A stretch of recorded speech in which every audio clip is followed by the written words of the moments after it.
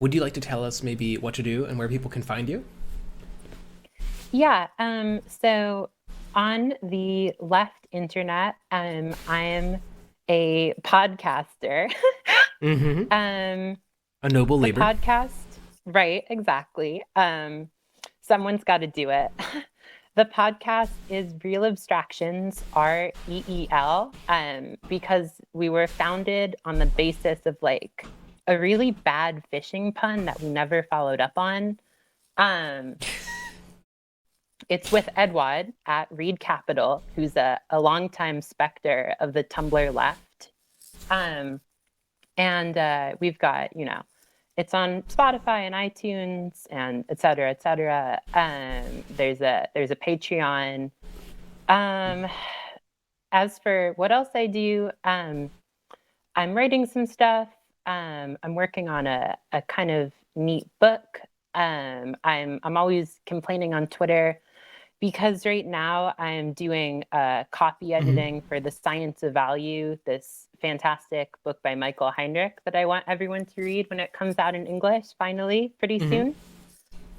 soon. Yeah, and just a general Twitter communist left hanger on. Pretty based. Um, Wake up, liberal. so you've got I a love you. Patreon, and you can find your podcast on SoundCloud and Apple Podcasts. Yes, we're Um, on all the things. just repeating twice for the benefit of the viewer. So when you'd so someone told me to reach out to you, and I reached out, and you said you'd be interested in talking to me about I believe it was two topics. One was like about market socialism, and one was about theory and empiricism. Is that roughly correct? Yeah. So I felt like there was sort of like a wires cross deal Mm-hmm. between you and Max. Um, like it was almost like you weren't speaking the same language. Mm-hmm. In a Foucaultian sense, we could say y'all were in different discourses if we wanted to be pretentious. Um, and so what I was thinking, the thing I wanted to talk about is I'm not a market socialist. And when I talk, it's in a very different register than the way you structure your conversations on here. Mm-hmm. Like I'm always going on about like these theorists nobody's really heard of or cares about. You like to keep it grounded in data. Um, I like to talk about critical theory. You're like, that's fine, but where's the mechanism? Mm-hmm. And I'm totally sympathetic to your approach at an Well, sounds like I've instinctual already won. level. More so that, Do you want to close it off now? yeah. um, well, I'm more sympathetic than I think most of my fans on Twitter would probably recognize. I did work in econometrics before I got really into Marx. Mm-hmm. The first time I read Capital, I read it basically, I got like nothing out of it besides like so Ricardianism. I just like my brain just like glossed right over it, like just went straight Mm-hmm. past all the interesting stuff. And I used to be like I had this like cool working paper Wake on up, liberal. um, I love you. innovation and mechanism design in the Soviet economy, which is Mm-hmm. like stuff I think of as being like so germane to what you do, what you talk about on here. Mm-hmm. I'm I from the little bit I've spent like getting into your stuff today. I'm really impressed by your attention to trying to figure out how stuff actually works in practice, like what the words and concepts mean and boil down to, and how they would really operationalize, right, for the work of like doing communism, Mm-hmm. running an economy, and that's me. And but where I am now, it isn't. It's like a totally different place because I'm not in that I came to some great enlightenment, Mm-hmm. but in that like I spend a lot of time now talking about stuff like real abstractions. Like someone asked me because it. I think this is how I got to your podcast. You had a whole tendency of the rate of profit to fall debate, right? Mm-hmm. Um, I don't care about the tendency of the rate of profit, honestly. It wasn't super, this is going to sound like a big whole thing. It wasn't super important to Marx. it's a bad chapter in a book that he didn't write, didn't publish. Yeah. Not a huge fan. I think his argument for it doesn't really work at the level of arithmetic. We can go back and forth at the level of econometrics about whether the rate of profit is falling. And I would be like, over what time horizon, right? I mean, if we get to communism, it's zero anyway. What even is this question? What does it tell us? If the rate of profit is falling, does that generate a crisis theory? Not necessarily, not automatically. You'd have to do a lot of work to show how. And so everyone was like, well, if you don't care about the rate of profit, if you don't care about this supposedly really damning critique of capitalism, why, like, what's your beef with capitalism? And then I was about to launch off into this whole thing. I was going to say, well, as Postone says, it's a system of impersonal social domination. And I was like, wait, what am I, like, this probably doesn't have a lot of meaning to people who haven't read, like, these, like, not very well written, like, chapters, not right? super didactic books, right? And so I was like, I feel like what I want to do, the reason I'm like, yeah, I'm super down to talk to Aiden, is because I want to try to present, as I understand it, my argument for a couple things in Marx. One is his critique of capitalism as totally distinct from distributional critique, and also from the system immanent rate of profit falling generating crisis critique. Like, I think there's... Could you repeat that second one? I just feel like I didn't get it. Yeah, happy. I want to try to articulate my, like, a critique of capitalism that I take to be maybe one of the ones that Marx offers, but entirely separate from either the level of distribution and separate from the level of the rate of profit falling, system immanent capitalism inevitably brings its own demise deal, right? Like, that was the second point there.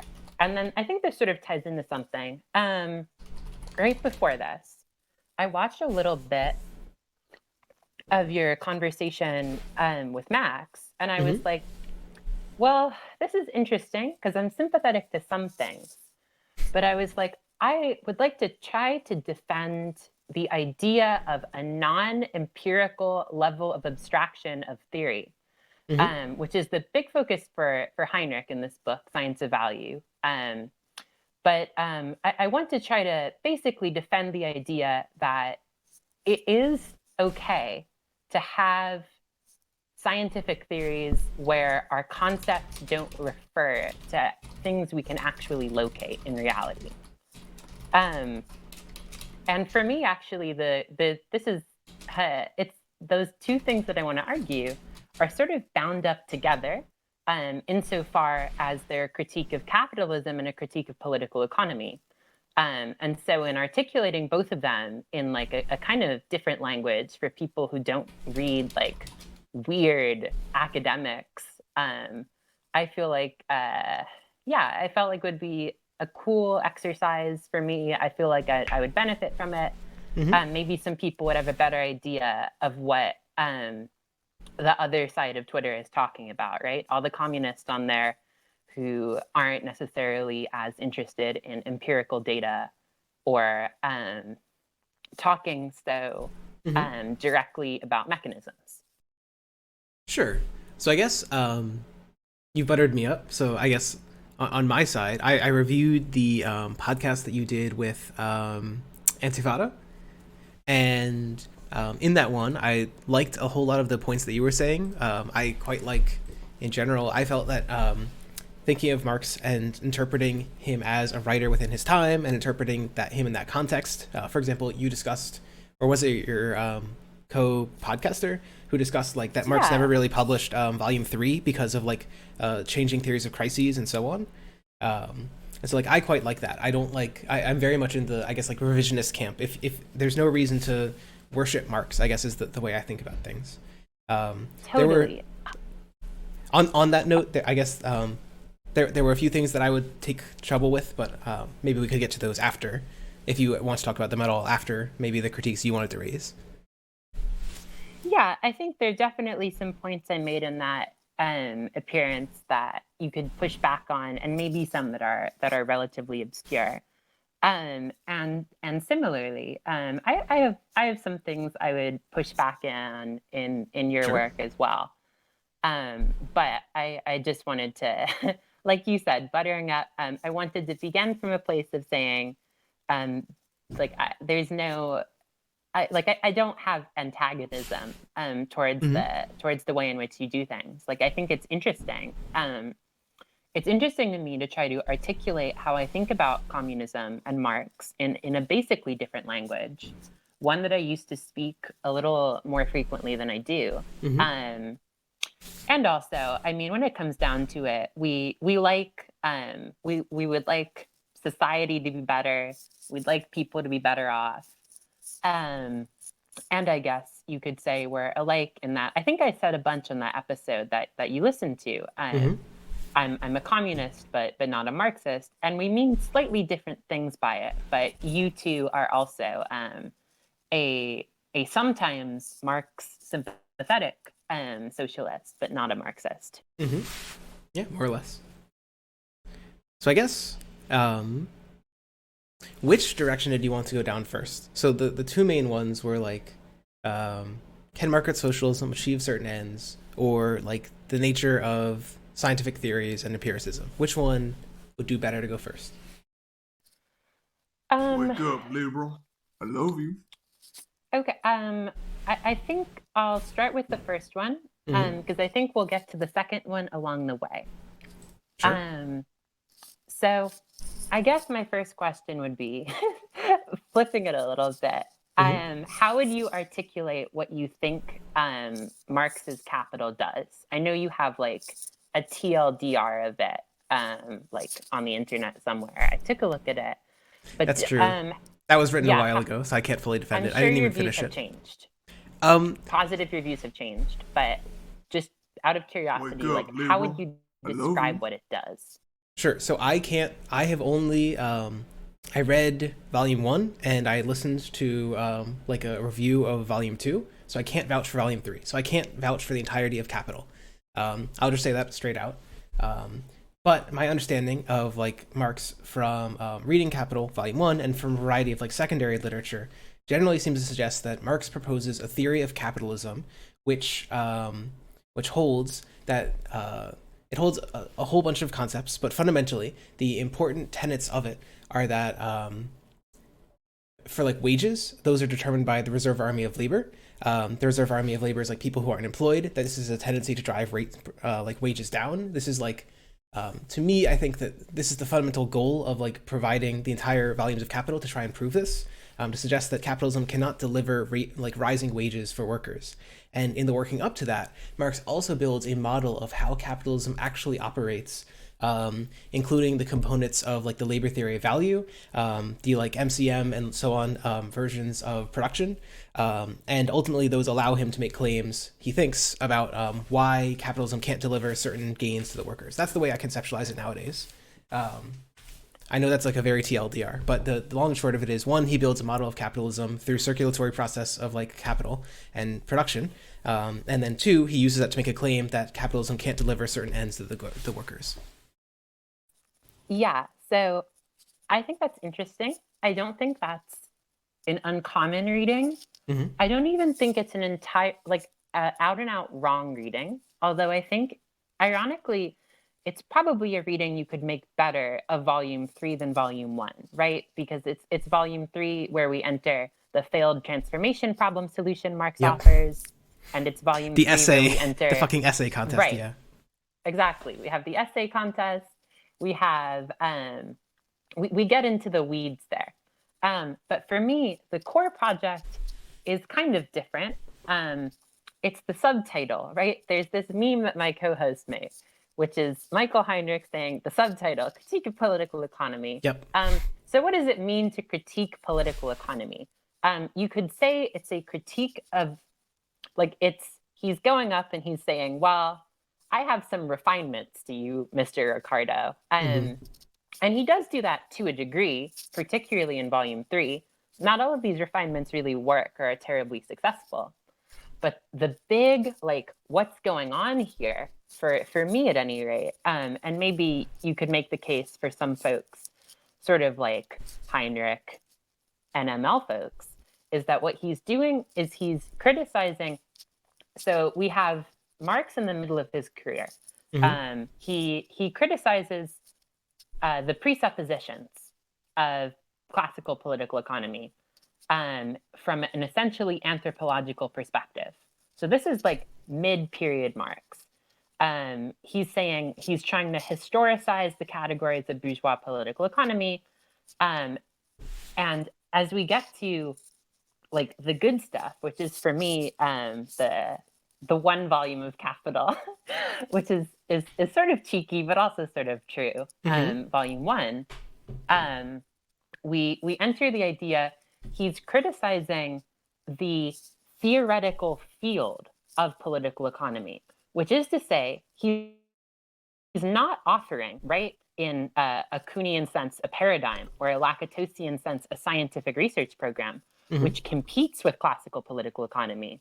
He's in fact trying to come up, he's saying, trying to create a break in theoretical fields. He's asking a different kind of question. And I guess a way to think about this, like philosophy of science perspective, is we say, we have many competing, often, sure, outside of Kuhnian normal science.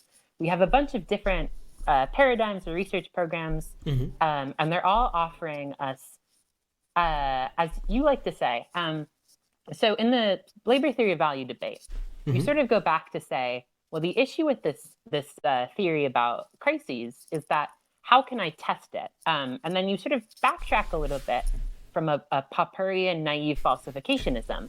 And you say, well, okay, it's not falsifiability that I care about. It's ability to make predictions. This is great. I really like this. I'm with you here, although I think this is basically an instrumentalist theory of science, like a pragmatic turn theory of science, rather than as you claim, an empiricist theory of science, but total sidebar. So what I would say Capital is basically doing is it's trying to articulate questions about fundamentally different questions than the questions that classical political economy is able to answer. It's trying to show how, not just as Marx says, political economy is trapped in appearances. He's trying to show how these appearances are the necessary way in which capitalism presents its fundamental categories. So it's a critique of how our appearances, which are these empirical categories, are generated at a necessarily non-empirical level of analysis. So that's my shtick. Do you have any questions for me about what that highfalutin whatever actually boils down to or means? So what is the difference in question between like Das Kapital, what Marx is doing, and what classical political economy is? What's the difference in question? That is a perfect question. And so you could argue a couple of different things here, but for me, the core one is insofar as what Marx is doing is successful in Capital, it isn't answering the kinds of questions that Ricardian and etc. classical political economy is interested in answering. What Marx is trying to do is show how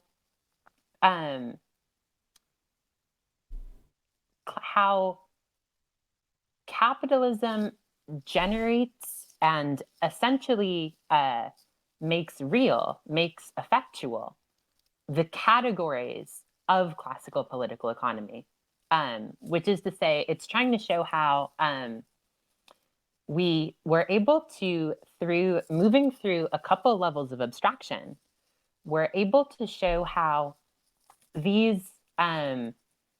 how capitalism essentially makes the categories, these empirical categories, these appearances of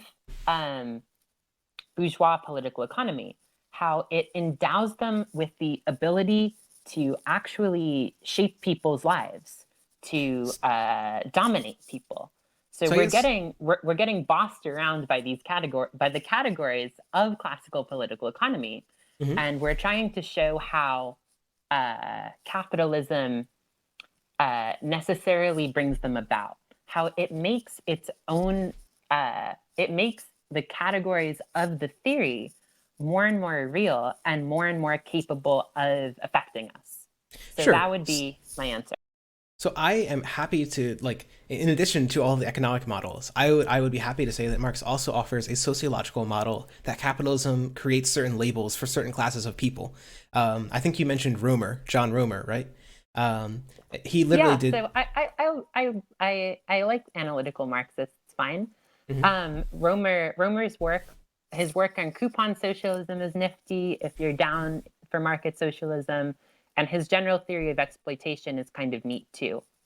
Not exactly what I'm talking about, but I was just bringing it up because he did like a short interview, and the way that I summarize the interview is that you can simply relabel a lot of power differences in like neoclassical economics and derive something quite similar to the class relations that you see in like more left-leaning ways of thinking about economics. So I get that like political economy is both like part of the social structure that creates certain labels for certain classes, and I get that it's part of like justifying that and so on. But I guess from the perspective, as you noted at the beginning, I generally tie myself to like mechanisms. From the perspective of like trying to understand the world or trying to proffer a model for a future socialism, I am somewhat less interested in that sociological critique, just because Marx was writing at a time when he really doesn't have the data to actually prove those sorts of things. He's making claims, which could well be true, but they can't, I don't think, be very, very well justified. Conversely, the economic claims could have been somewhat justified, but I don't think in time they have been. So I guess that's the way that I think about it, that the sociological theories are almost worth less just due to when they were written, unfortunately, than like any of the economic theories. But I just to be clear, I would be happy to concede to that, like my model of Marx is just doing an economic thing, just as modeling capitalism is clearly not the entirety of Das Kapital, which is a like large and wide-ranging book. Yeah, so I think that's an interesting perspective. There's a lot of work done by people who treat Marx basically as a classical economist. Try to like cleave apart. We have a quantitative theory of value, or we have a qualitative theory of value, or we have the economic, or you have the sociological. And maybe you can do that to an extent and get somewhere productive. What I'm trying to say is a little different. Maybe it'll get clearer when we talk about market socialism, I think. But it isn't just about classes. I think Marx wrote also the relation of production, little right? about classes. Right, sure, but it isn't just saying we have different labels for people, bourgeois and proletarian and so on. Like Marx didn't write a lot about that. Where it is sociological, like it is in his middle period anthropological days, I don't think it's often super good. What I'm saying is the categories in the sense of the constructs, the theoretical terms in classical political economy. So something like money or something like a commodity, the idea that something having a certain amount of money or being worth a certain amount of money is an intrinsic property of something, or the belief that, or the way in which people objectify and endow into commodities properties that are actually social relations between people. Sure. So it's this idea of people's productive activity has created this whole system where people are getting bossed around by the emergent terms of the emergent categories of political economy, of capitalism. So these things that are in, well, I'm not going to say in reality. We have these real abstractions, if you will. Pun, exactly. And real abstractions theory is like kind of I can go off and do a whole thing there. I'll spare you guys. But it's this idea that so people, I think this will be a little clearer. People don't control their own productive activity. They're dominated by it. There's a domination of people by the abstract social structure that people constitute. And another way of thinking about this is we're forced to act in ways which, like capitalists, et cetera, are forced to act in ways which maximize profit. People don't really get to, there isn't a lot of choice that's going on here. The whole, I guess we could say that the profit motive, production for value basically schedules and prescribes all of human activity as a whole. It converts human social relations into things which become operative in the production of value. And it sort of takes our hands off the wheel in terms of getting to do things, getting to make production decisions, if you will. It's an essentially social critique. Is that a little more lucid? Sure. So I get that, like, part of a critique of Marx is that there is this vast social process behind all of production. This is something that have you ever had a chance to read? What is it? Capital as Power by Nietzsche and Bitzler. Yeah, I haven't read the book, but I've read a little literature around it, a couple of reviews of it. So I guess the reason I bring them up is just because they make virtually the same point, that the production of like commodities, the production of like products in general is a social process. And so it is very difficult. Well, this is actually something they bring up in actually their critique of the labor theory of value, that is extremely difficult to measure products, because it's very difficult to measure what one labor is adding to a product versus one other labor is adding to a product because of the immense social nature of production. So I get that part of that is like these fronts that like the market production for the market system, the social relation puts in front of itself. I get that there's labels that are put in front of it. I guess that the main thing, I agree that this is like a useful analysis that Marx had, and I think that this is part of the critique of political economy. I just don't think it's like, at this point, it is not uniquely Marxian, I guess is the way I would just frame it. It's not uniquely Marxian. I don't know if I would take a strong stance in that either way, although I would say Marx does have the advantage of writing before Nietzsche. Yeah, only a century and a half or so. Sure. So we can say, is it uniquely Marxian? Maybe not. For me, if there is a predecessor, the better predecessor to this would probably actually be found in like something like English Romanticism, rather than like if you want to trace it back historically. But what did you? I feel like you said something in there about what this means absent mechanisms, or did I? So I think that was about 2 points ago. I just said that I'm happy to entertain Marx's sociological theories, but I find it very difficult to say we should read Marx for his sociological theories, simply because of the fact that it's very hard to prove those sociological theories true, since he was writing at a time with such scarcity of sociological data. Like, I think a lot of the theories do have modern validation, and that this might suggest that Marx was like a excellent thinker, like someone who observed the world around him and made accurate predictions. But it's hard to use Marx to make the claim that this actually relates to the world, or has like implications for how the world should be structured from Marx alone. Yeah, I think there might be something to this. My question for you, like not a gotcha question, real question. How would you propose instrumentalizing for scientific prediction generation or testing the idea that in capitalism the self-expansion of value dominates social activity? Sure. So I guess two things. One, I would just note that I'm not an instrumentalist. Like in the epistemic sense, instrumentalism just means that you only care about observable things, and there's like a whole bunch of other baggage that comes with it. If you wanted to pick two epistemic theories that I come closer to, it'd either be, and this is stuff that I'm reading into, so I can't fully flesh out a critique of it, but it would probably either be something like constructive empiricism or a related theory called structuralism, both of which are related to scientific realism. Oh, no. Yeah, that's totally fine. I'm not insinuating you're necessarily a pure instrumentalist. I'm just asking how you would instrumentalize, like how do you take this theory, which we can't necessarily see the terms of. We can't necessarily locate an empirical reality, the things we're talking about, but how do we turn it into something that makes predictions so we can see to what extent these predictions bear fruit? So it is very hard to measure social relations. I will be upfront about that.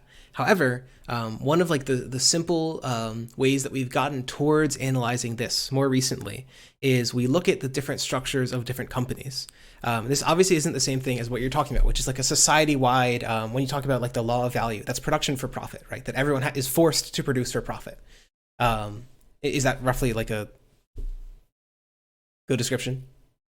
Yeah, we can just, I could make like pedantic Sure.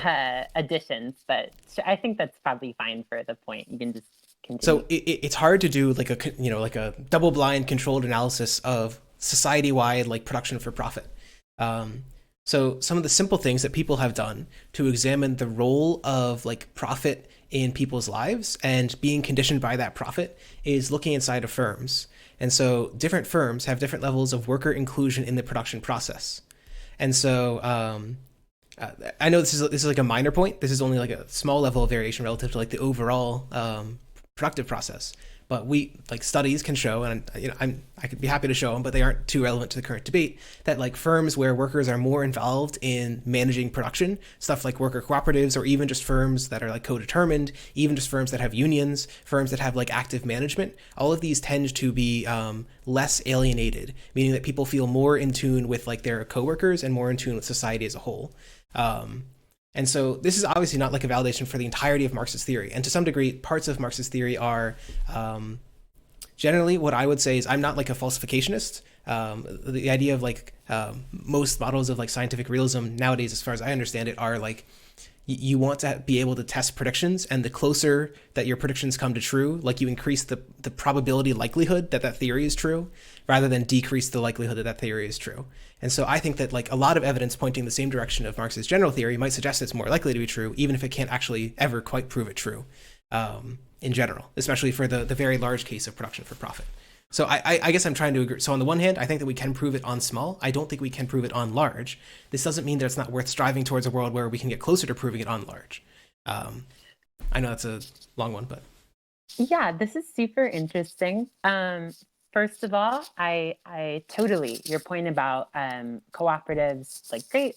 I used to read a little bit about a little bit of empirical literature on the relative success of worker managed firms. Gabriel Burdin at Leeds and Virginie Perot do super good work on it that I found really influential. But I think this actually dovetails into a point that I'd like to make about market socialism and what Marx's critique means, which is that even in these firms where workers, they have a say, they vote, maybe there's co-determination, maybe it's like a total co-op, I don't know, what have you. They're still conditioned by the need to produce for profit, right? Right, exactly. The underlying thing is like contra, the wolves of the world, is that worker cooperatives do not solve capitalism, right? What's the Bordigo quote? The hell of capitalism is the firm, not that the firm has a boss. Right. That, like, yeah, of course. In a practical sense, it's just saying that it's cool. Like I'm sure in these studies, which we're talking about, workers, when they feel loyal to a firm and engaged to it, they're more likely to stay. You have better incentive alignment, right, in a mechanism design perspective when there's profit sharing. So that's another reason for those firms to work better. But in a big picture sense, the fact that we have worker control or worker management of a firm is basically immaterial insofar as our big picture critique of capitalism as a system of abstract social domination is concerned. Like, it's cool working in that firm. I'm sure it's nicer. But the workers in the firm don't have any more say necessarily. I mean, they have say in that they might get profit sharing. They might be able to participate in business decisions. But when it comes down to, can I produce something in a way that isn't the socially predominant form of producing something? It's an unprofitable and bad way of producing something. They cannot do so. They can't, of course. Yeah. So I guess part of the way that I think about these things, and I get we're getting to this bigger picture of like, can markets for profit fundamentally solve this contradiction under capitalism? Or the way I would think about it is, can they solve this like coercion? I don't necessarily know that it's like a contradiction in that it will like lead to capitalism's demise, more that it's like a problem with like how capitalism orders social relations such that it is inherently hierarchical.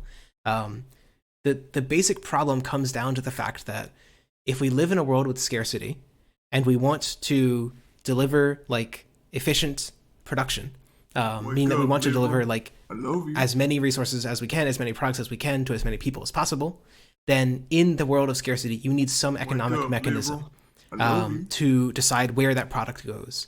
And fundamentally, the three mechanisms are either markets, planning, or gift economies. And so the problem is that two of those involve coercion, and the third doesn't seem to work. And so the basic problem is that it seems like to have some level of efficiency, there needs to be some degree of social control, social coercion imposed upon the individual.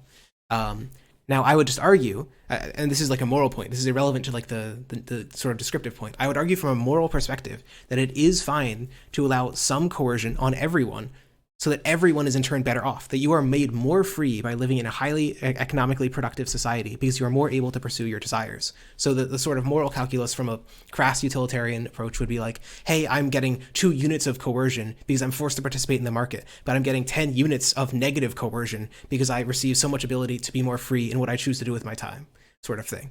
That's a moral argument. The purely descriptive one would just be a claim that it is fundamentally inescapable under scarcity to have some degree of coercion. Yeah, so I think this is exactly the direction I wanted to go down.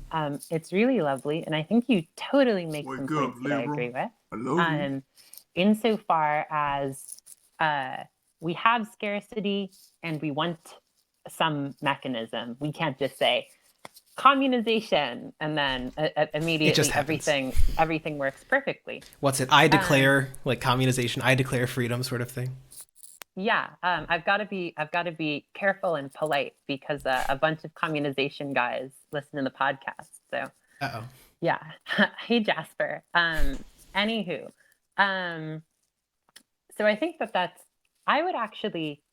So I'm going to offer 2 arguments, and one I think works solidly in your favor, and the another other W. I think another W, and the other I think. Sort of goes a little bit past it.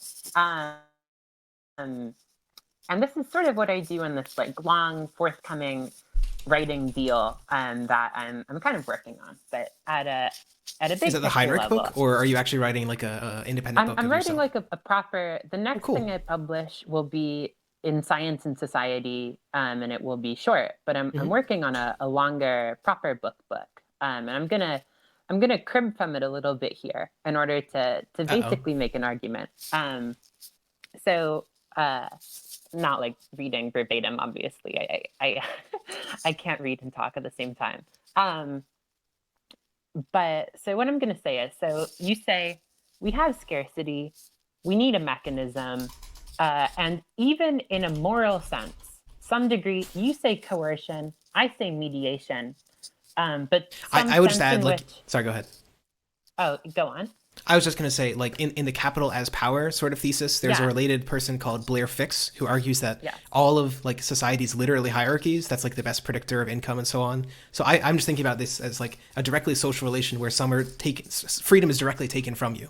So I'm not trying to, like, paint it up as, like, just a little coercion or whatever. Sorry, just to... Yeah, so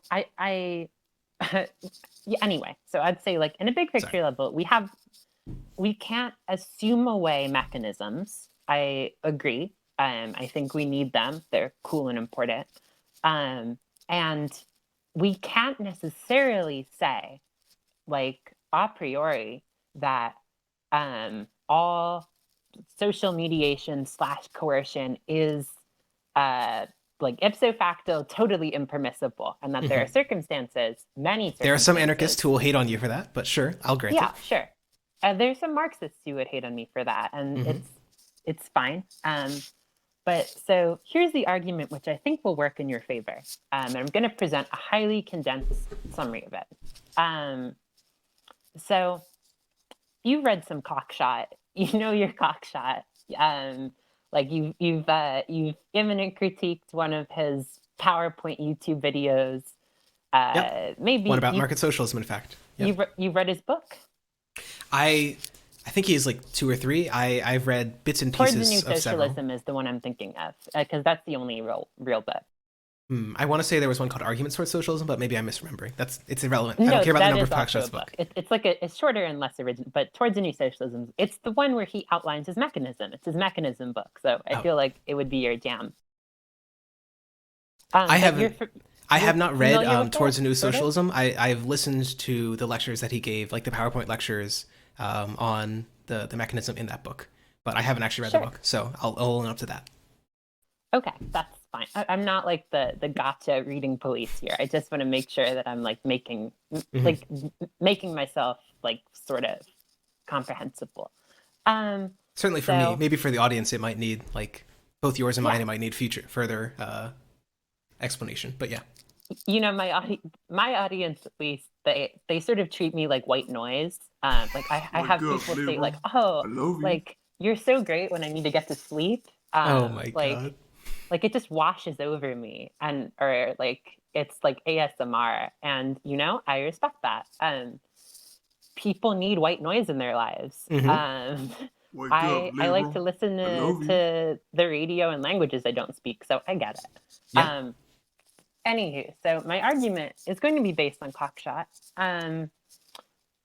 Part of my rise to Twitter micro, maybe nano or pico celeb, I think is owed to making fun of Cockshot on the TL. Not just for like the name and being a bigot. But what, you aren't calling him Dick Blast? No, I'm not coarse. Look, I'm very genteel. But so at a certain level, the critique I'm going to offer of Cockshot is, so we have a model which of the economy as a lot of production processes. We have a system of linear equations, right? The economy qua system of linear equations. And like we're able to do with Leontief, and like we're able to do with Sraffa, and going all the way back to Walras, we're able to do some matrix inversion, and we're able to figure out the optima for production, right? So without prices, we're able to figure out the optima production. The claim I will make, and this is the one that works in your favor, is that Cockshot's particular system for planning, like Soviet material balance planning, like even this like obscure proposal by the GIK, probably you won't know it because you don't read weirdo left communists. That's fine.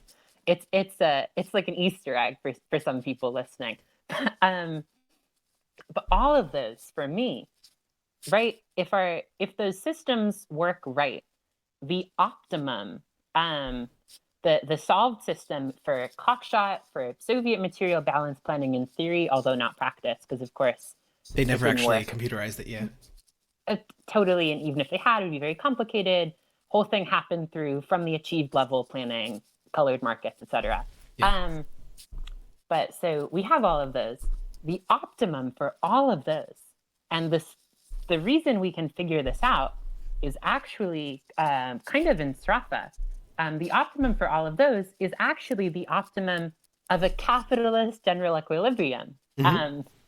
Because the things that maximize Stropha's like material surplus and the solutions you'll get in Cockshot's system lead us back, like the optimum production levels are the optimum production levels, irrespective of whether you set it up as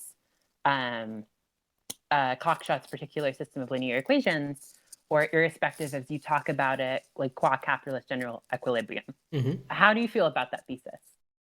I guess I have mixed thoughts on it. So I would say that so if we are to believe, like if as a firm believer in like the Lieber theory of value and like a Marxist general equilibrium would believe that. Yeah, I'm not a labor theory of value believer or defender. I know, I'm just clear. Cockshot is, that's like part of the understanding of his theory. So under his theory, under capitalism, firms optimize to reduce labor value so that they can like sell the products for as cheaply as possible.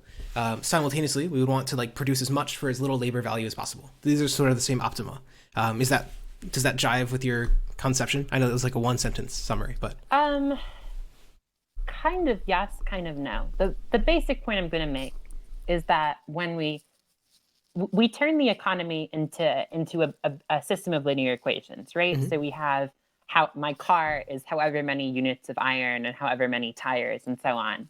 And we wind up at the end of the day as Bortkiewicz showed us, and then as like Stropha cleared up, we wind up at the end of the day with having the right number of equations, the right number of degrees of freedom to be able to figure out the optimum amount of everything to produce. So like without abstracted away, in fact, from firms and abstracted away from money, we can conceptualize, basically, as both Stropha and Cockshot do, the economy as a big system of linear equations where we have however many units of something go into however many units of some other thing, go into however many output units, and we're able to do some basic linear algebra. If you're Cockshot, the harmony algorithm. Sorry. No, and we're able to... It's a funny name. Yeah, I mean, props to him for reinventing 19th century sparse matrix inversion. Real good job, buddy. But we have a particular set of optima for production, right? There's a singular solution to that whole matrix, right? I'm agreeing. I guess I'm just great. So I'm agreeing with like the mechanisms. I'm just trying to. Yes. So your suggestion is I'm going to lead this into an interesting place. Well, I just wanted to, the summary that I gave before is that because of what is actually being optimized for, your suggestion is that both capitalism and these like linear equation planning systems lead to the same most efficient outcome of resources, most efficient allocation of resources. Exactly. They lead to the same the same production decisions. So, and I guess which is to say, like the optimum of Cockshot's system is a perfect information general equilibrium for your Arrow and De Broglie heads. Sure. And so the main thing that I was going to suggest, and this is actually a critique of this point, is I think one of the things that is, so I don't think that Cockshot is simply trying to optimize labor value, like qua minimizing labor value in like the current setup of what should be produced. I think that part of the difference is, and like say how Cockshot and most socialists approach this, is that the distribution of those products does actually matter. And so this is, I think, something that you mentioned a little bit in your talk on that podcast, this sort of suggestion that like Marx is focusing on production, and then there's like a second sort of distribution layer. And so I don't think that it's really possible to remove one from the other, because changing who you produce for and changing what you produce will actually change the optimum of how you get there. So I guess would be the main critique. It's not necessarily that on the production side it's any different. It's that the what it actually ends up producing for is different, and as a result the production would then be different. That's I guess the main critique I would offer. Yeah, I think that that's not altogether wrong. Um, there might be, well, okay, in capitalism, we figure out how to produce goods through market decisions, through Hmm. people buying. The demand use values the demand side. Yeah. Um, the demand side gets in there through the idea of socially necessary labor time. Like that's how that filters into the other side of the equation. And you could sure. The I just mentioned this because, so for example, I'm pretty sure he is a whole. I read this blog post a long time ago. He has a blog post very directly about how you can use direct democracy to Yes, decide what society should produce. And I think that right. that in and And we of can all itself would vote in lead to our a different TVs. optimum. Sorry, go ahead. Yeah, okay. I see your point. Yeah, I do I agree with the general concept that both are optimizing towards a goal. It's just that the goal is different. That's all. I think the goal is a little different. I don't think the goal is drastically different. And Hmm. the reason why I think the goal isn't drastically different is mostly that I think in the voting of people on what goods to get Hmm. strikes me as, if anything, a little less responsive to demand, a little less responsive to the use values people are Wake up, getting liberal. than like I love just you. the effective consumer demand in the capitalist present. Have you ever heard of the Lange Lerner model? The long, yes. So the Longa Lerner Taylor I guess model, I'm and mispronouncing. Stiglitz, you're fine. Um, um, I that would be the next gun I in was the just I was arsenal there, simply pointing just out the mentioning it Longa just Lerner because. Taylor model and Cockshot. All of these guys boil down to the same optimum. Yeah, no, that's so. I was just mentioning it because it has the aggregate demand solution that you were talking about, but I It think they does. all use similar. They all use similar optimization mechanisms, and so I think I'm guessing the point of this critique is going to be that using that optimization mechanism is the problem, not necessarily the goal being different. Is the solution?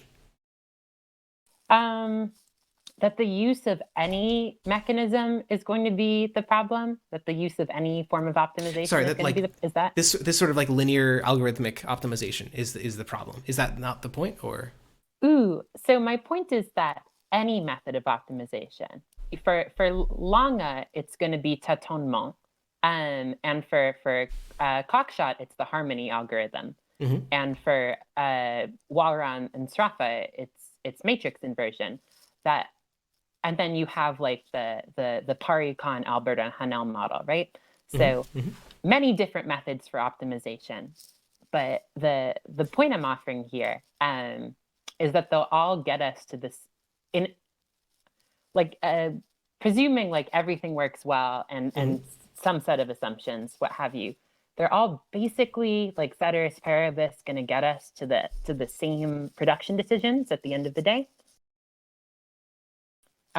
Presuming like they're all methods of optimization that get us to a general equilibrium, or for Straffa, the unique production values that maximize the social surplus.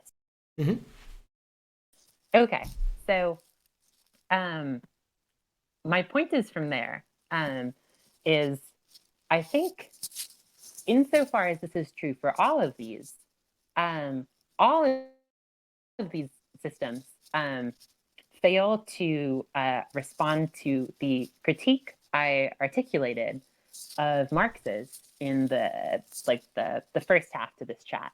Hmm. That critique of Marx's basically being that of abstract social domination, of people getting pushed around by the categories of political economy, of Hmm. people not basically just not having control. Hmm. And you can say people have control in Cockshot's model or Langa's model insofar as they're able to vote to change stuff. And you can say also in social democracy, there are patches where people are able to assert themselves over the governance of society, that is the self-expansion of value, by doing things like impose Pigouvian taxes, Hmm. or by doing things like, regulate certain industries, etc.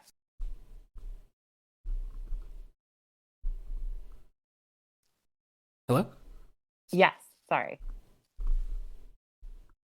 Did I cut out? Can you hear No, me you all just right? you just stopped speaking. I didn't know if you were. Oh, sorry about that. Um, yeah, so my point is that all of these systems basically get us to the same place. And insofar as they all get us to the same place, they're not failing to clear the bar that I articulated of Marx's in the first bit of the episode, or first bit of the chat. Well, same difference, right? On one of our ends and on the other. Yeah, sure. So, I guess the point that I tried to raise is I think that my, the Churchill quote about democracy. Yeah, it's the worst thing except for everything else ever tried. The basic idea is that if we are locked in either markets or planning, and if both of them have these problems, then the question is not how do we do away with coercion? It's really how do we minimize it? And so I guess the suggestion that I would have is that one of the things that I guess I constantly do is I try to say that most things that we consider as binary are often usually on spectra. And so I generally would consider coercion, this sort of abstract social domination, to be on a spectra. It's not simply there or not there, it's that it can be increased or decreased. Like I would argue, one of the books that I quite like from some authors who are by no means socialist, Darren Acemoglu and Robinson, they note Yeah.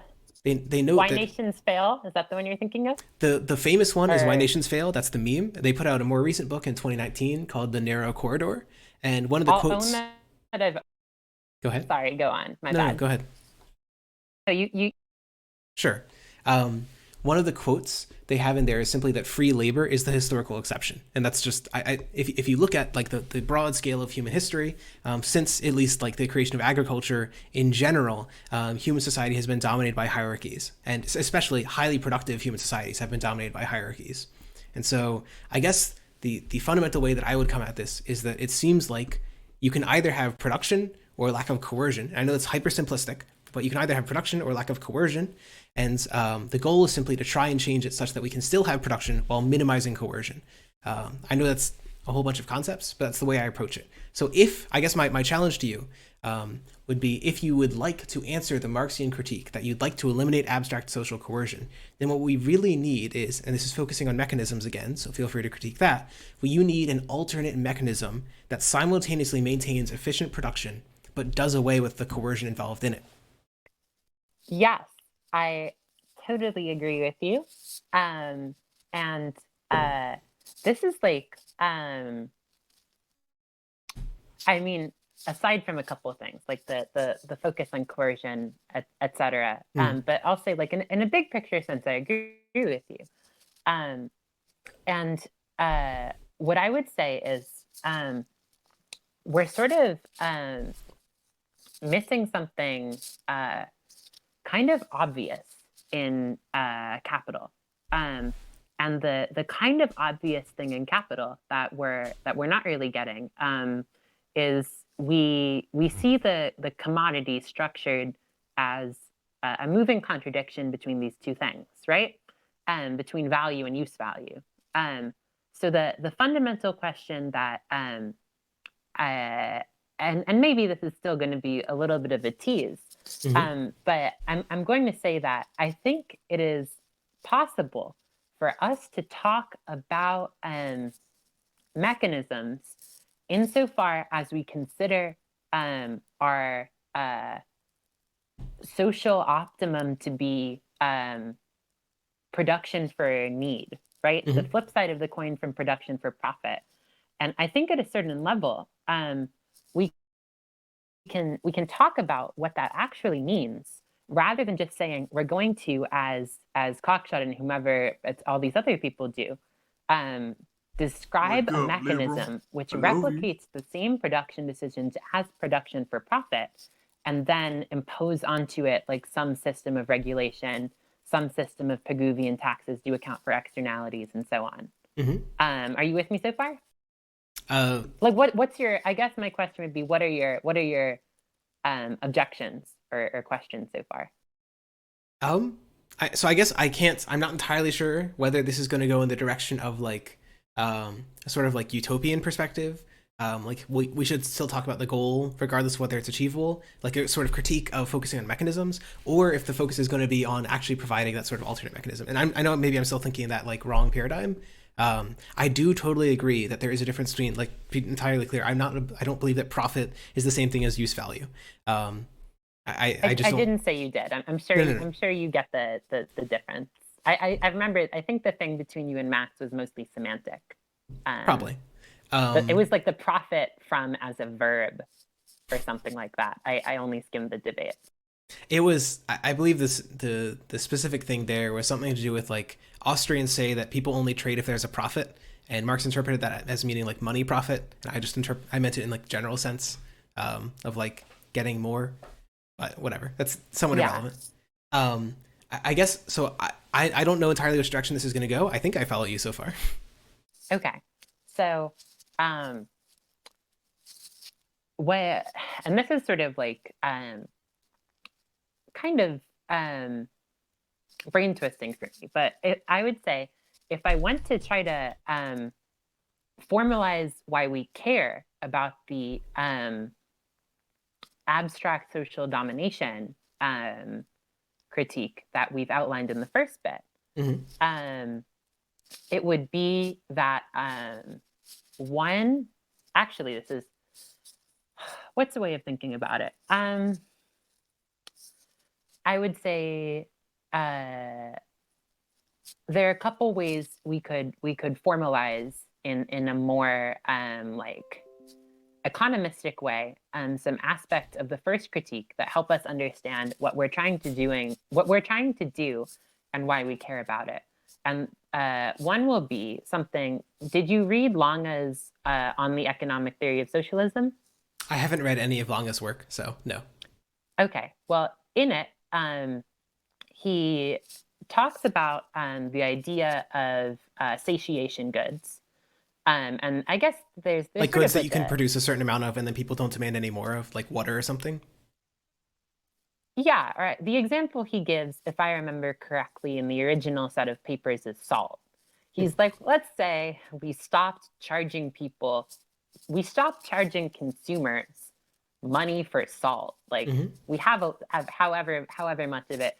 If you want to, I think, try to understand this at like an even more formalizable level, you could say that we might not be in communism in the sense of no scarcity, post-scarcity yet, but there are like partial scarcity, right? Right, where there are a set of goods where our like regulation, where our a great example is public goods, where someone consuming a unit of a good adds more to everyone's, like, you can make the case like education, right? Someone consumes education, it's great for everyone. And so at a certain level, the question is, why would we want people to consume as much of this as possible? The socially optimum price for this good is less than zero. So that's the first thing.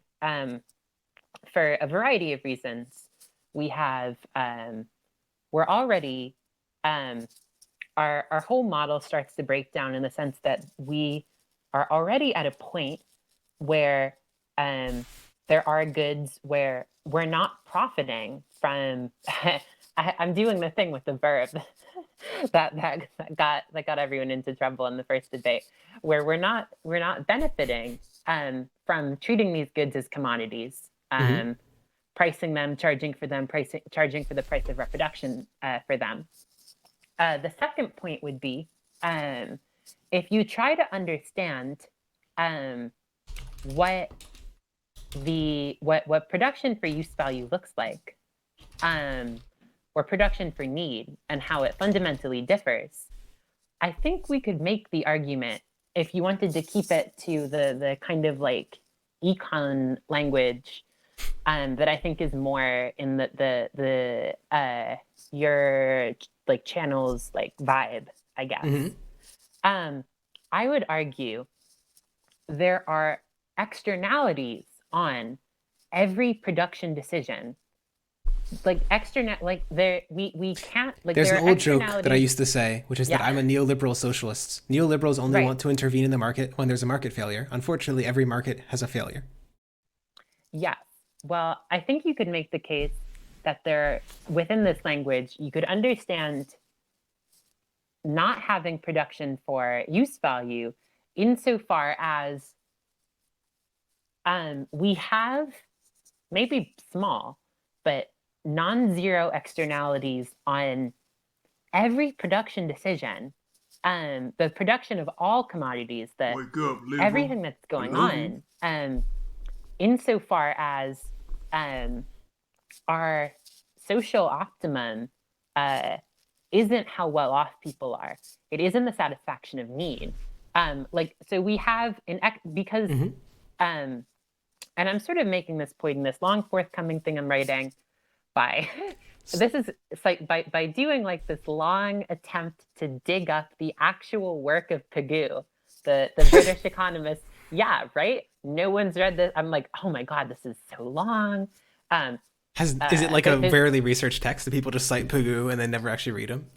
Everyone says Pigouvian tax. Like, you hear that all the time. And to be clear, just for people who aren't aware, Pigouvian tax is when you try and say there's something that causes a negative externality, meaning, like, I don't know, you put pollution in the river, you put a Pigouvian tax on it to fix the externality. That's called internalizing. So a Pigouvian subsidy, on the other hand, would, like, say, subsidize education because that provides a benefit to society. Pigouvian just means trying to remove an externality. Just, I don't know. Yeah, no, I don't, of course. It's a nice clarification. For the unwashed masses, right? Everyone says it. Nobody reads the guy. I guess that's because Keynes buried him, and we stopped talking. Like, nobody actually reads him anymore. But implicitly, I think you sort of find him in a lot of places. So my point would be, insofar as anything that happens in society affects how, like, we could say need satisfaction,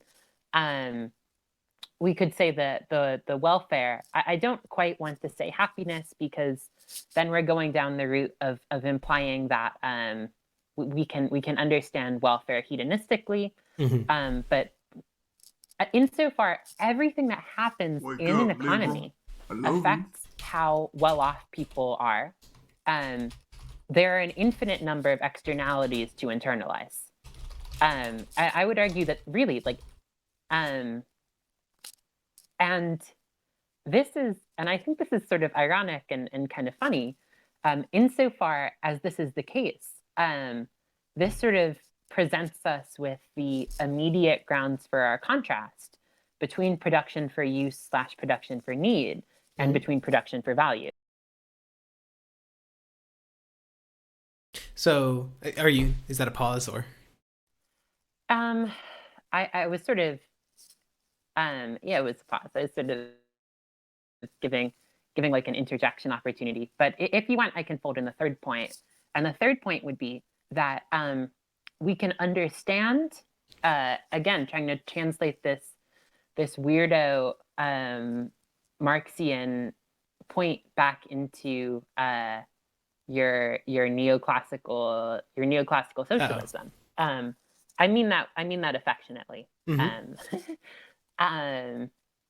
The third way we can understand Marx's critique within that framework, and this sort of ties into the second one, is there are all of these cases where there are labor processes that would make people really, that would make producers, like people individually, pretty happy, but which aren't possible because they aren't,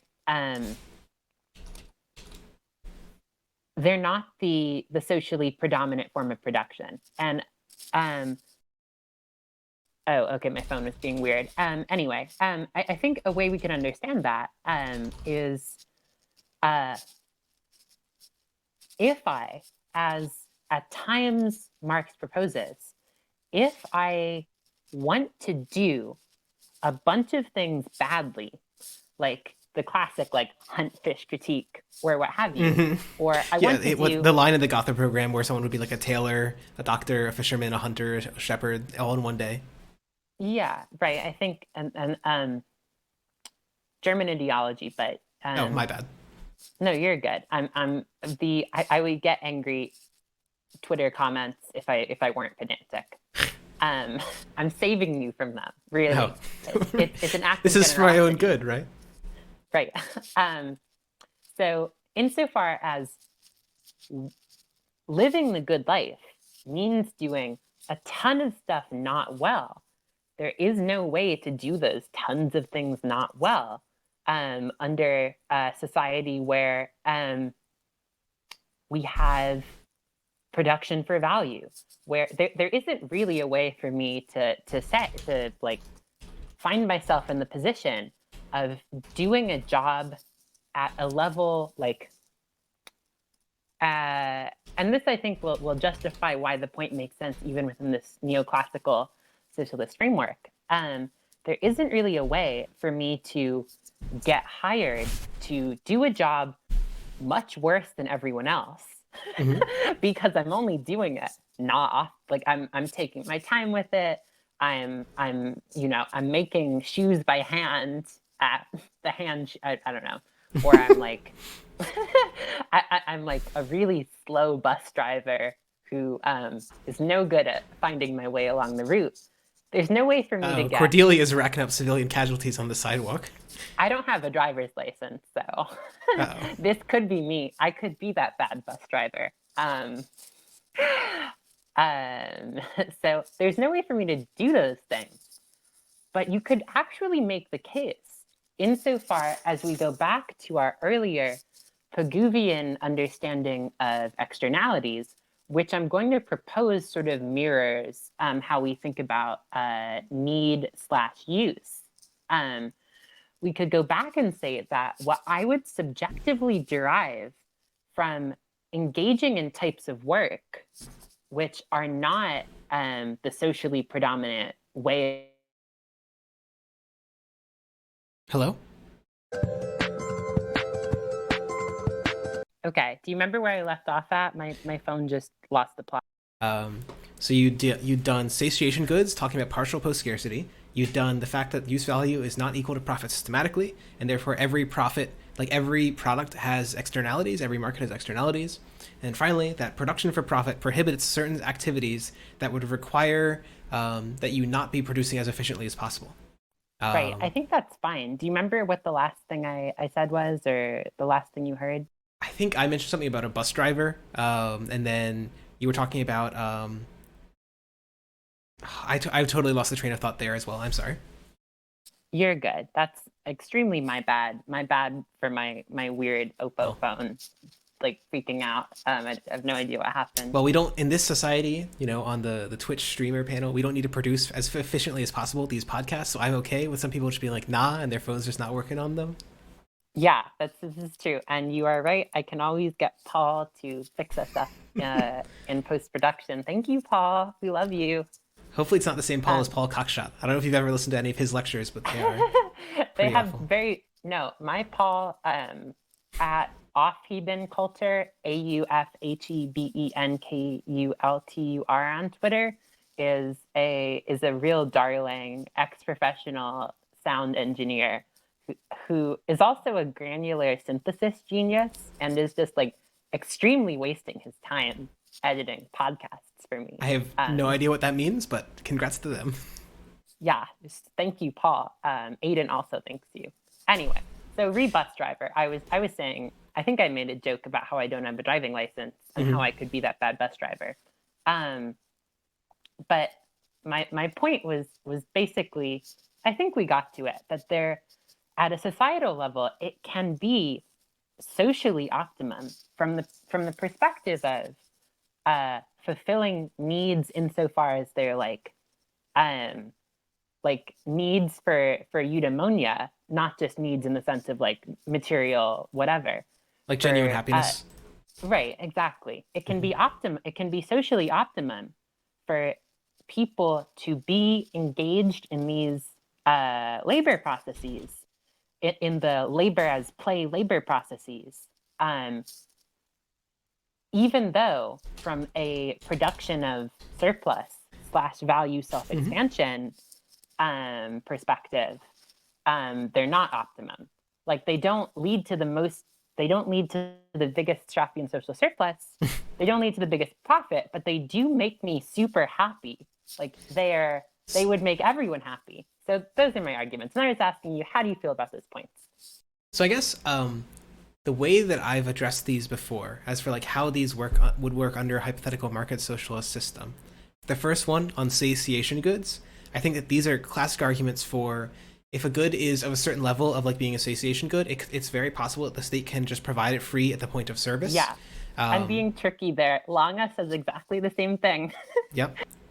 I'll take your word for it because I haven't read the guy, but he does. Yeah. So this doesn't seem, and to be clear, Lange is like a market socialist in that he has a market, whereas I'm more of like a systematic market socialist. I like Lange. Well, I'm glad you like him. The second point was that use value doesn't equal profit systematically, and so I think that the reason I focus so much on mechanisms is in part because the question is not whether this is true, but what do we do if it is, and the basic idea is that let's say every sector has Pigouvian like externalities that social, to use it in neoclassical terms, it'd be like the social benefit of something or the social cost of something is not equal to the private benefit or the private cost. Yeah, I'm proposing that's always the case. Yeah, and I would generally agree. I would agree that every market has it. So there's two. Let's just do. I know I don't like binaries, but let's do a simple binary for the purpose of discussion. There's some markets where we might imagine that they are like close enough to being, it's like a negligible difference. And maybe in those, it doesn't require any Pigouvian action. And the others, where it is non-negligible and where it is feasible to calculate, it seems in general reason to like impose in the market, for example, or in like a planning system to require that firms do certain actions such that they fit that social need. I don't think that this is, I understand this is like in practice a very hard problem to solve, but in theory, I don't think it's a particularly hard problem to solve from either a planning or a market perspective. If there's a good which has a higher social benefit than private benefit, meaning that like it benefits society more than it benefits the firm that's providing the good, then the state should subsidize it. I know it's like a hyper simplistic way of thinking about it, but from a planning perspective, you just do the same thing. Even though your planning model might say you'd only produce 3 units of it, you'll just bump it up to 4 because you know that's socially optimal. I know in practice, figuring out what the actual levers are is very, very hard. But in theory, I don't think either of these are particularly difficult goods to deal with. So I mostly agree. I would say,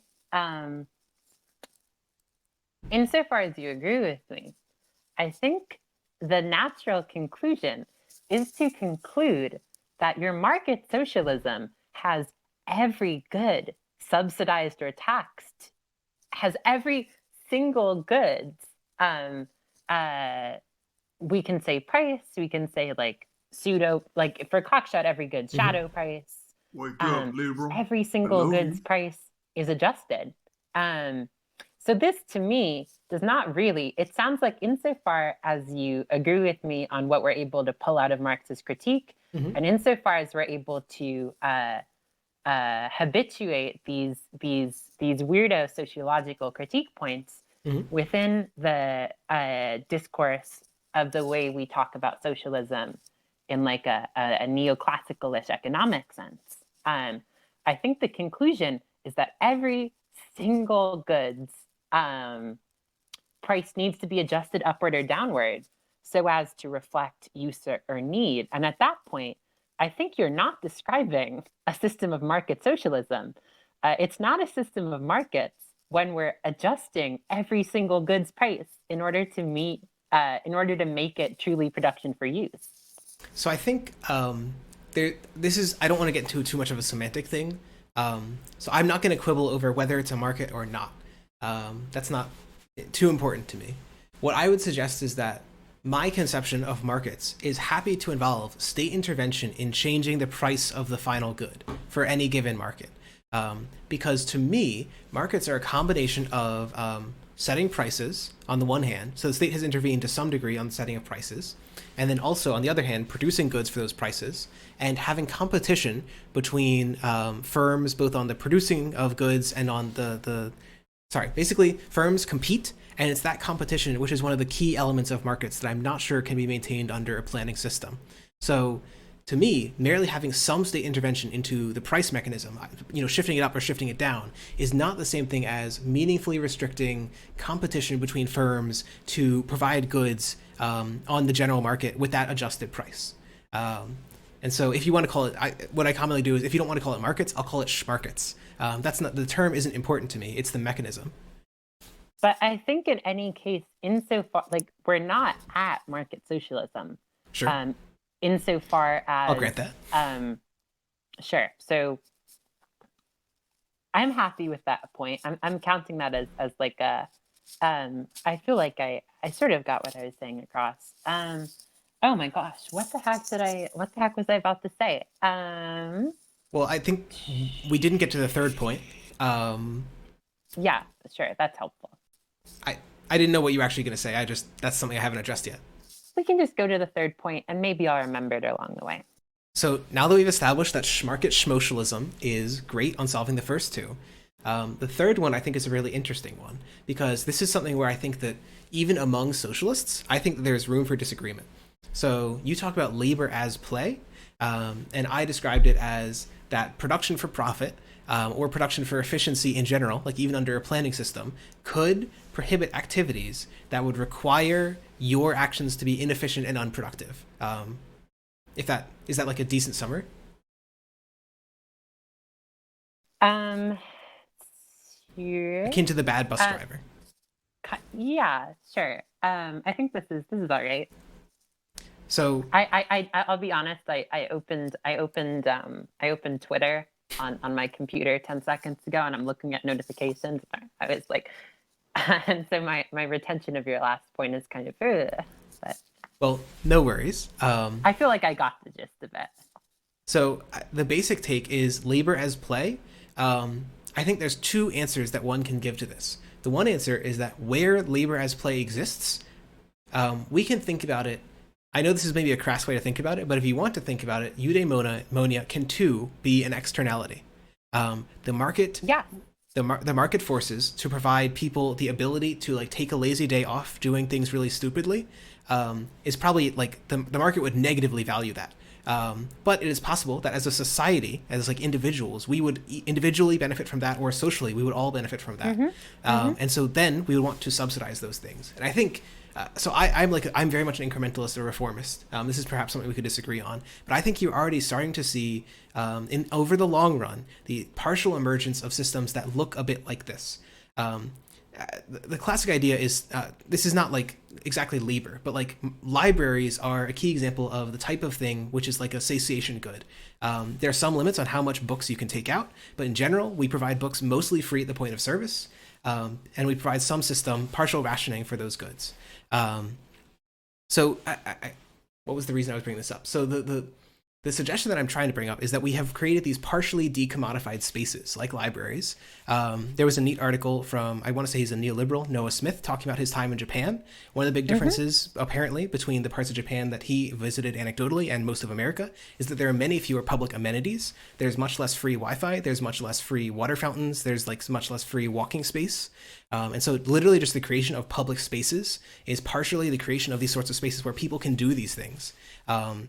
And I know that this all sounds, maybe it doesn't sound complete, but I guess my picture is that as you make it easier and easier for people to spend their time doing things which are unproductive, you make people want like closer and closer to actually being able to do labor as play. And eventually, my suggestion is that when you look at systems like literally just paying people, something like a universal basic income, a related system. Have you ever listened to the podcast Seriously Wrong? I haven't. I'll confess I haven't, but I have read Perez making the case for UBI, and I'm a no opinion Substack occasional reader. So Wake up, liberal. But I try to keep acquainted with what the neolibs are up to. So I guess the last thing that I would say, I know this has been a little bit of a ramble. I'll try to summarize at the end. They suggest, in addition to UBI, something like universal basic goods, that's all, UBN, universal basic needs, that as society tends to provide more and more of these basic goods, even if there's still work for pay, it becomes increasingly possible for people to choose, maybe only for a year, maybe only for a day, increasingly possible for people to choose to step outside of the system and do actions as they please, labor as play. And I guess the suggestion that I would try to raise is that as society gets closer and closer to post-scarcity, and as the distribution of resources gets closer and closer to equality, both of these things tend to make it more possible for people to choose when to work, to choose when to play. So I guess my suggestion would just be that, in short, the summary is that state subsidy of these goods can partially achieve these goals. We can't achieve them fully now because labor has to be some degree coercive to allow us to continue producing. And this was the second thing I want to say, and I promise this one will be short. One of the fundamental questions I have I get this is sort of, I want to say, in like the anti-workerist sort of view, and you can critique me on whether that term is perfectly correctly used. One of the concerns I have with like an extreme anti-workerist perspective is that there's a long run and a short run benefit, where we might imagine that there's a short run benefit of allowing people to labor for play, and that they have like enormously beneficial, they've like reduced alienation, they feel closer connected to their community, they feel eudaimonia, genuine sense of meaning. But in the long run, it might have been better to coerce people to work now, such that we could build a society that is closer to post-scarcity for more people in the future. That's a very short summary of it. But as I say a lot, mostly because I like focusing on points where we agree rather than points where we disagree. Mm-hmm.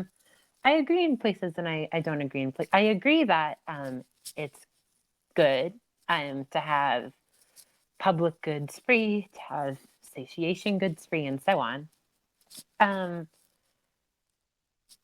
What I would like to focus on, though, is I think implicitly, like I feel like I more or less made my point to like a reasonable degree of satisfaction, insofar as I think we're on the same page that what a society with production for need or production for use would look like would involve, insofar as we have some like numeraire denominated quantity with which we make trade-offs in production decisions, i.e. money. Right, or it could be something else. Yeah, I'm trying to be like shmoney, generous. Sure, I would say labor vouchers are shmoney to me. They are shmoney. Insofar as we're adjusting every single goods trade-off, every single production decision's up or down, and we're adjusting and we're coming to totally different decisions about how we incentivize people to engage in certain types of labor, what sort of types of labor people can do and can get involved in. We're not at something which resembles at all either market socialism or the big matrix whatever that everyone else is talking about, because we're looking at something with a totally different criterion for optimization. We're judging production decisions by something totally different, and the thing we're judging production decisions by is need. It's use. We've found by finding the other side of the commodity, what our planning should look like, or schmlanning, I guess, if you have markets, but you're also adjusting the price of every good in a market up or down according to a social planner figuring out how things affect welfare. Right, insofar as we're doing that, we're at a place which is totally different than like a recognizable market socialism, because every production decision is different. The ultimate optimum that we're making the system sort of work for is a totally different one, because it's no longer the reproduction of the social surplus. It's need, it's use, and we've managed to encode all of these other ideas, as the critique of certain types of the labor processes not being possible.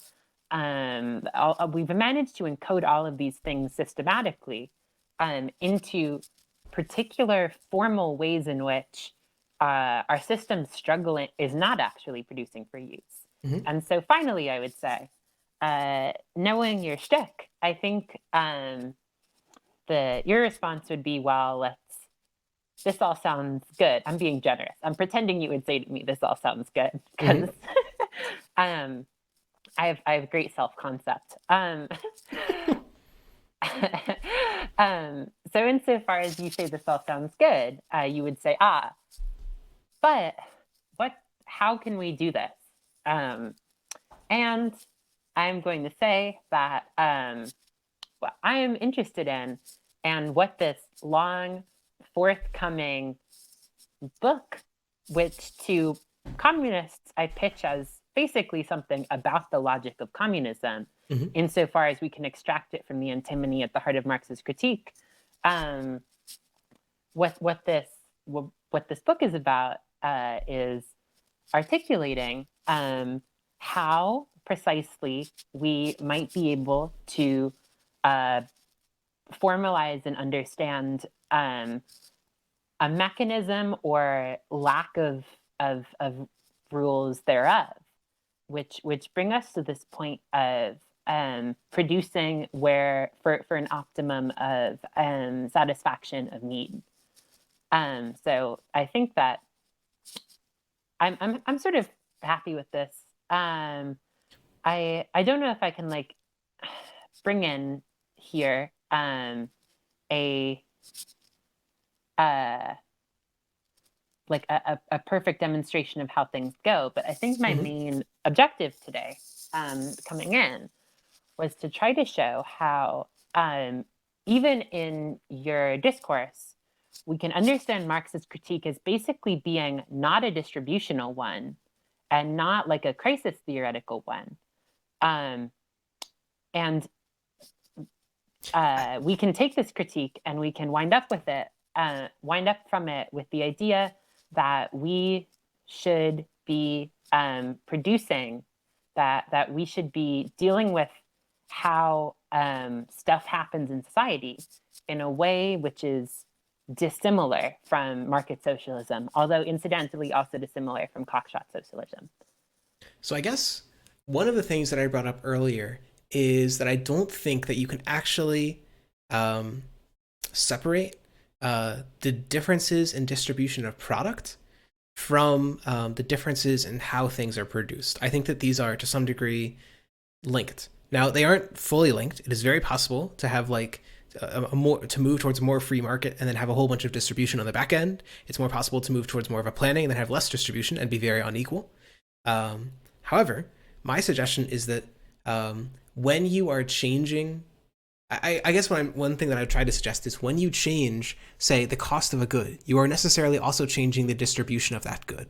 So, for example, when you change the cost of education to be free, you de facto open it up to everyone, or virtually everyone. You could account for like some like costs of engaging in it, like time and transport and so on. But like, if we're willing to extrapolate away from all of that, when you make certain things free or even negative cost, you open them up to more people. You therefore change the distribution of the good, even without talking about any like welfare redistribution of like proceeds of the overall market, of like giving people money, without any of that. So I guess I'm just not sure that these are dissimilar, and I'd be happy to talk about this point in particular. I think it's somewhat of a semantic point, so I don't think it's very important to harp on. If I had to give you one term here, it'd be Matt Brunig, who talks about redistribution versus pre-distribution. Part of the reason why some countries are more equal is because they do a lot of redistribution on the back end, not the back end, on like after the market is done, so to speak. Then they take money and shift it from the rich to the poor. There's also pre-distribution in that the incomes themselves are more equal, which is like a very simplistic way of looking at things, but seems to be true. Right. I don't have to go immediately. I'm going to say I have to go in a little bit, because I can't. It's for the dumbest of reasons. I can't both charge my phone and use these headphones. Are you on one of the new iPhones or something where they only have the one port? Exactly. Oh, and my God. I'm on a few percent, and I do kind of have to go anyway because I have really early morning tomorrow. But I will say, I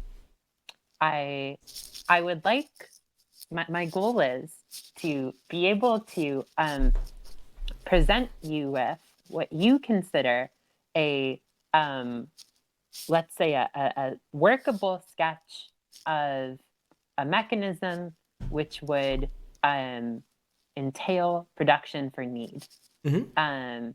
And yeah, I think that's something I'm working on, and I think I have I feel like we found common ground here. Hopefully you found it interesting.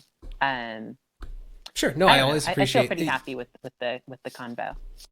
I mean, I was happy to hear in general. Like, it sounded like a lot of the various ways of approaching this issue had led to a similar thought process that I've had myself. With relation to like what the goal of Marx is. Like, I think the 3 points that you brought up, like labor as play, universal externalities, and like certain goods being able to be provided to everyone. These are certainly, I actually quite like the way of thinking about that. That's something that I've thought about, not directly, but indirectly myself. So yeah, my goal was, I sat down before this and I was like, I'm going to try to, I want to try to take, I mean, I guess I said that at the beginning. I want to take the abstract social domination stuff and try to like see if I can kludge it into a different discourse in order to show that some of these points actually do have like that it isn't all just sort of Hegelian-y words. Yes. No, so I don't necessarily I don't think that that's the case. I think that, as you said, it's fairly easy to understand some of these mechanisms. I guess my take would be that in theory, it is very easy to come up with the mechanisms for how we solve stuff like there being externalities, how we solve stuff like some people wanting to labor for play. In practice, actually deciding who gets to do that, how much, and in what ways, turn out to be very, very difficult. And that's the more practical applications and the benefits of certain mechanisms are the reasons why I turn towards, if you want to call it market socialism, because it's like too different from like classical market socialism, which might be closer to maybe mutualism. Then sure, I'd be happy to call it that. I would just say that to me, I think that the vision that you presented of trying to make every market be equivalent to production for use is entirely compatible with my vision of like a market with modified prices and socialism. I would argue, I actually kind of agree, but I would agree insofar as a market where every price is adjusted in order to bring about production for use isn't really much of a market. And it isn't really, and it, I guess we wind up at like a bizarro mirror image of the point that I made about Cockshot and Straffa and market socialism, which is if all the different optimization mechanisms, I guess you would say, for coming to the self-expansion of value / the maximization of the social surplus, all get us to the same end goal, regardless of whether you use harmony algorithms or what have you. On the flip side, what I'm proposing is necessary to satisfy Marx's critique, insofar as you have a quote-unquote market where every single price is adjusted up or down, and labor processes, and like instead of wage labor, we have labor wherein the way labor happens in a way which maximizes, which brings about the greatest welfare. Like your use market socialism and straight up what planning for use / need look like, that these are the same thing. That was kind of a winding way of saying, I guess I'm saying that I kind of agree. Everything with all production for uses converge in an ideal analysis to the same results, the same way as all the productions for profit converge optimally onto the same result. And so I would say if I were you and I were saying the things to me that I wanted to hear, Um, Uh-oh. I would say the great point at which to end this conversation would be to say, oh, Cordelia, let's agree that what we really need is a better understanding of how our, perhaps for your guys at the level of mechanism, how we're actually able to really affect production for need. And then I would say in response to that, yes, I agree. That should be our task in talking about mechanisms for communism. Well, I'm glad we agree on. Yeah, what was- exactly. Agreement is so simple when you're talking to yourself. I guess my closing thought would simply be that I think that there is part of the reason that I increasingly move towards market socialism is not because my goal changed, but because I think that certain mechanisms can achieve the goal better. And so you can either think about this in the sense that like both mechanisms have the same goal, but one achieves it better, like I said, or both mechanisms achieve more of the same goal. If you want to like think of it as a quantified sort of thing, which is how I think about it. And so I don't want to differentiate too much on that. That's sort of a mechanisms debate rather than a goals debate. And it sounds like we agree on the goals. And I know you've got to go, so I don't want to try and pull you into a mechanism debate. Yeah. On that note, would you like to do an end shill? Why don't you tell us who you are, what you do, and where people can find you? Yeah. So end chill. Do you mind if I say one quick thing pre the end chill, Absolutely. actually? As long as you got the battery for appreciate it. I think I just about do. My phone is in black and white, and it's doing stuff right now. The color is fading from its world. Be quick. It goes black and white as part of some like insane power saving mechanism. I don't know who in Oppo headquarters thought this up, but they were really on something. So I would say my quick rejoinder would be, I know you care a lot about innovation, and I guess I'm opening another can of. If we chat again later, or if I have another response to you later, I would say there are ways of bringing about the most innovation, which don't require market competition. And I think I can do a better job of explaining how than maybe the Mazzucatos of the world can. And then my second point would be, insofar as we've now arrived on this goal of production for need rather than production for value, we're at something that doesn't really look a lot like market socialism. And insofar as we're adjusting every price up and down so that it fits socially, so that it fits what brings about the greatest welfare, I'm not sure that the markets are really doing any work for us. I'm not sure, which is to say, I'm not sure the markets are doing anything. It seems to me that if every trade-off is getting set by some planner Wake up, in order to bring about I love social you. need, like every shadow price / price or whatever, we're not really in the domain of markets. We're in the domain of planning for use. So I guess that would be my final point. We can probably follow up another time. Sure. But I'm happy. I feel like we had points of common ground. So my final plug would be, and then you can like, I don't know, wrap it up after I'm gone, or explain the many ways in which I have the failed. post-debate recap will simply be a series of your L's.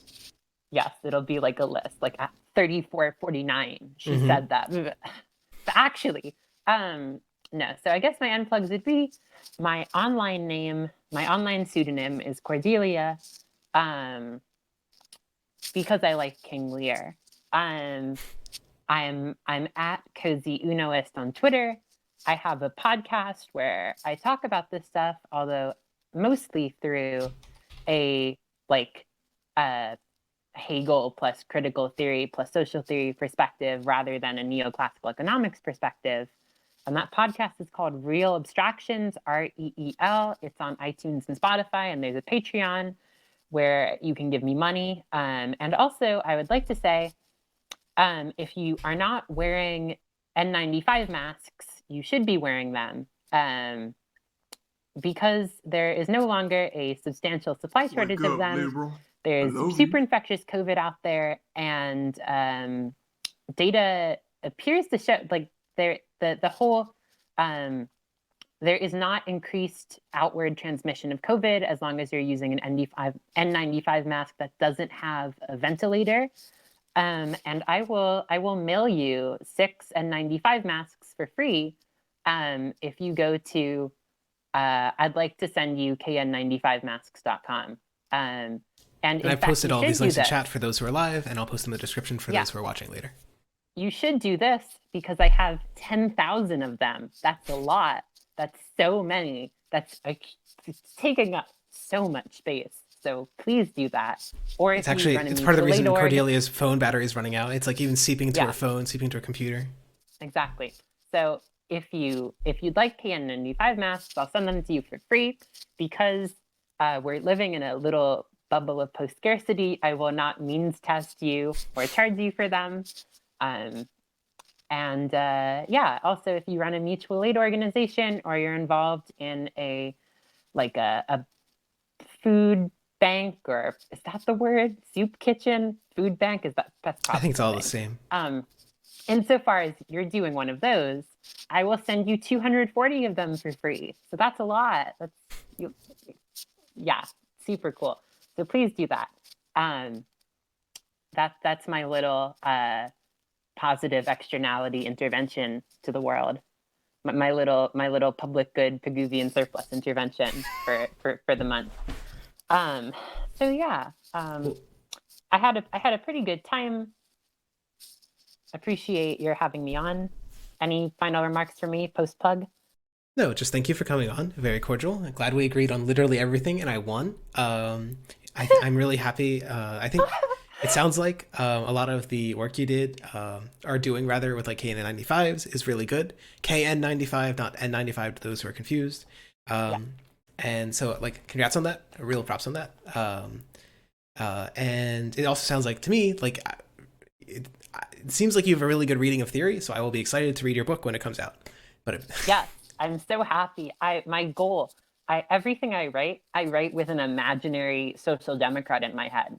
I like my that's the trick. Everything I write is someone who agrees with me on principles, but is like, why should I really be like, I agree with you in principle, but what does this mean? Hopefully my book will appeal to both you and also the communization theorists and all the people who listen to my podcast and have really strong opinions about post-own. So happy. It was great chatting with you. You have my email, etc. Sure. And the last thing I was going to mention. Last thing I was going to mention, and this can be the closer, we didn't end up talking too much about empiricism, and we didn't end up talking too much about the differences in mechanism. That's okay. We didn't end up talking about for 2 hours about our full agreement in our goals and why my mechanism is the best one.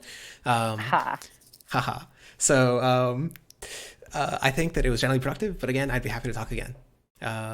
Yes, I will defend the necessity of a non-empirical level of theory in my big brush. Have you heard of Marxism, by the way? Side note.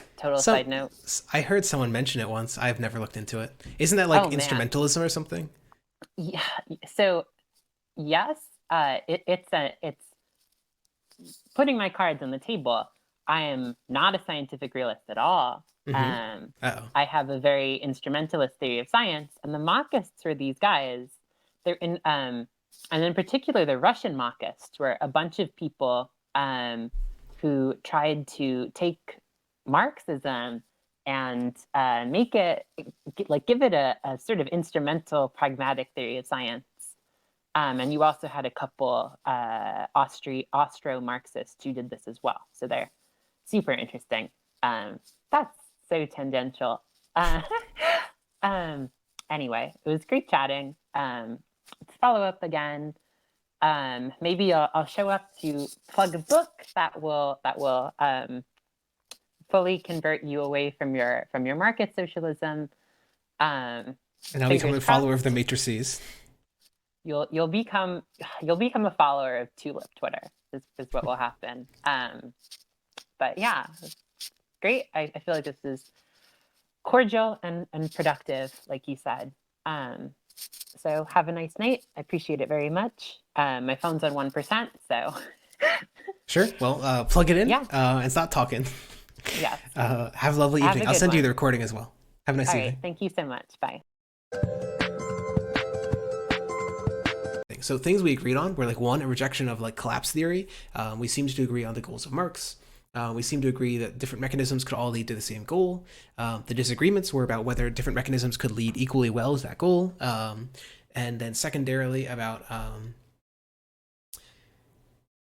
basically it's about why theories are justified. And we didn't get into this too much, but that was like the empiricism discussion that was underlying a little bit of this, I think. So in general, this was a pretty agreeable conversation. I don't know necessarily that, like, had I had a very agreeable conversation, for example, with Max, that it would have been nearly as productive, just because I think we do, not as productive. Even if we had a productive conversation, I think we still would have disagreed on a lot of fundamental issues. Because then we were actually talking about epistemology. Good conversation. Seemed like a nice person. Seemed extremely well read. From what I listened to her on a podcast and in this conversation. Thumbs up.